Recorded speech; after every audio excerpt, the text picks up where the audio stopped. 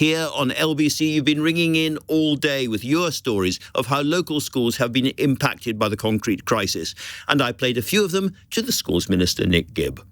I mean, I had young children, if it rained, they jumped up and moved all the display because they knew that's where the rain came in. So we found out I teach in kind of East London, on the border of East London and Essex, and we found out about the rack in kind of February, March, just after the teachers' strike. So about 50% of our school was closed for about 2 weeks, so those children had to be taught online again. And then once they come back, those certain rooms are forbidden. So the DfE came in and did an inspection and said, no, absolutely no one's allowed in that room. Music can't teach in music because RE has to come and teach there. Maths has to go and teach in this block. This year group can't come in because it's just a logistical nightmare. One way that they got around the leaking and drafty concrete was to put cladding on top of them.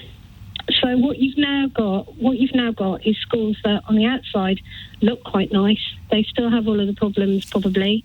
They're very likely to still have those problems. They're very much that era. And now they're covered with cladding. Nick, you are Schools Minister. What do you feel when you hear those kind of voices?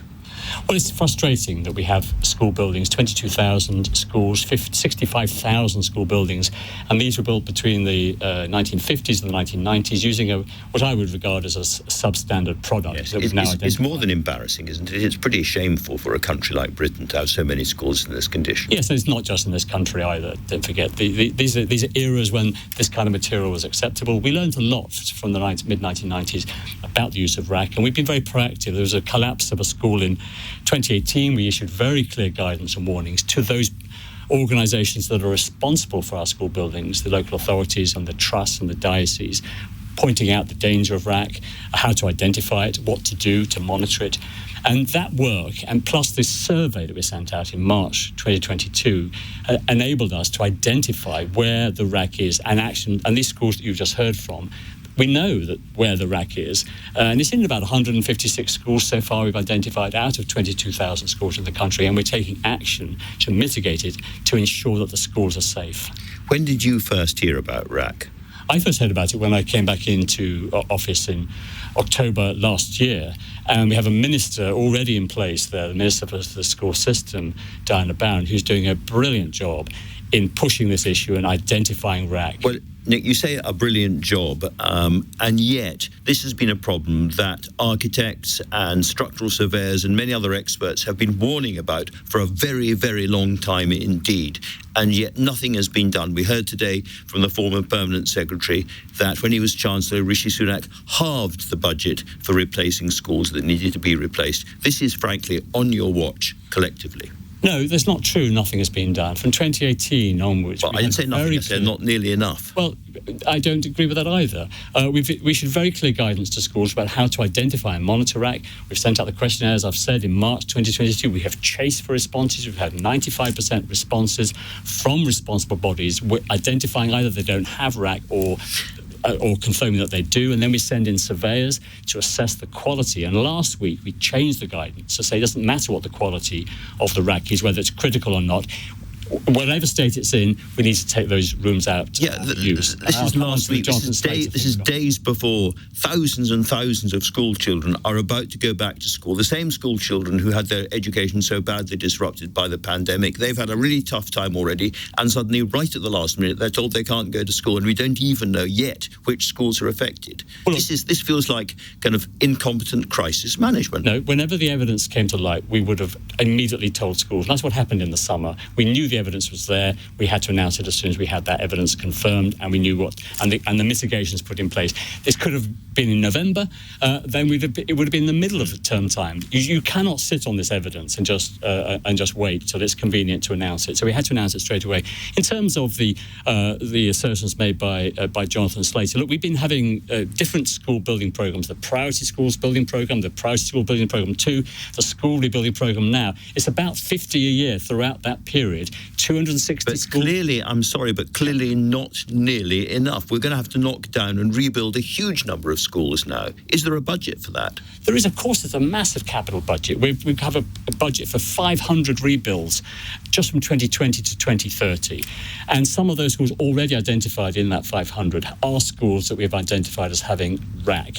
And we will rebuild those schools that are in the worst condition. The other thing we have done since 2010 is we have conducted 2 full surveys of all 22,000 schools up and down the country to assess the quality of their school building. This has never been done before. And from that why this sense of last-minute panic, this week and last week? Because over the summer, we became aware of 2 particular schools. We sent our engineers in to get more evidence. And even as late as last week, one of those schools came to our attention. We sent in engineers. The evidence was compelling that we had to change our advice. It's a difficult decision, but the Secretary of State, all the ministers, and the senior civil servants believe very strongly that you cannot risk children's lives. So however inconvenient it is, I do understand the frustration of those teachers and of parents, but we cannot put children's lives at risk when we have this new evidence about RAC that previously was identified as low risk. Now we know there's no such thing as low risk RAC, that it has to be taken out of use wherever it's been confirmed in school buildings. And this is the same Secretary of State, to be clear, who said earlier on today, does anyone ever say, you know what, you've done a bleep, bleep, bleep, good job, because everyone else has sat on their bleep, bleep, bleep and done nothing? No signs of that? No. Who is she talking about? Was she talking about you? You've been there for a long time. She was not talking about me. She was talking about Michael Gove or Gavin Williamson? She must have been talking about colleagues. She was frustrated about the lack of acknowledgement of the work the civil servants have been doing for years in identifying this RAC. She is also frustrated. I'm sorry, she was talking about people who weren't doing things. I'll come to that. So we've had 95% of the responses back from the responsible bodies. Those bodies, local authorities, dioceses, trusts, who are actually legally and practically responsible for the building. But we've not had 5% back, and it's that she was frustrated about. Why can't they? She's talking about people running academy trusts and that kind of thing. She's talking about those people who are responsible for the school buildings. Because in the end, after all, your department is responsible for the capital budget. We are responsible for the capital budget. Responsible bodies are responsible for the schools. But because this is such a serious issue, from 28 onwards, we have been very proactive in dealing with those responsible bodies. So she is blaming the managers of groups of schools for not getting onto the problem earlier on. A small minority who have not responded with their questionnaires. And, let's use this opportunity, Andrew, to say, look, please, if you haven't returned your questionnaire, for goodness sakes, return it by the end of the week. And so you think, as it were, despite the fact that people have known about this for a long time, and you mentioned when you came back into the job, but according to our callers, schools were contacting the department back in March, April about this problem, and nothing came back from the department. You still think that all ministers have behaved properly about this? Absolutely. We've been taking a very proactive, very cautious approach, particularly the Minister in the House of Lords, Diana Barron. She has been superb and brilliant in pushing this issue. We sent questionnaires in March 2022 to all responsible bodies, and we've been chasing response. Most came back pretty swiftly. We've been chasing those that have been a bit slow, and now we've got 95% return. So if we take a knife and excise the offensive words, you would agree with what Gillian Keegan said today, that you collectively have done a very good job and everybody else has been sitting around on their backsides. This was a private comment. She thought private comment made in front of a live camera. Yeah, well, she didn't know it was live, and she does regret the use of language and saying that thing. But what she was basically saying is that the civil servants in the department have really worked hard in identifying RAC, sending our engineers out to identify this new evidence, making a really big decision over the summer, and then rolling out the consequence of that decision. And so finally, Nick Gibb, when are we going to know which schools are affected? We will be publishing a list this week. It'll be this week? Absolutely this week. But the reason why we've not done it so far is we just need to make sure that the schools involved, the 156 schools, have had a chance to ring up their parents, to contact their parents, and also to put in place the mitigations that will... Well, are you clear that for children in the schools that are affected, there will be alternative accommodation where they can be taught? Or are we not going back to homeschooling for all of them? No. Maybe there may be one or two instances where for a few days there's some homeschooling while they put in place the mitigations to make the schools safe, or bring in or find alternative accommodation. But we want to keep that period to absolute minimum.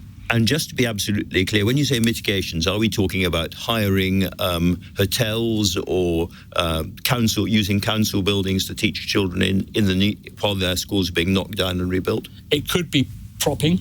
So we've got arrangements with companies that put up propping in schools.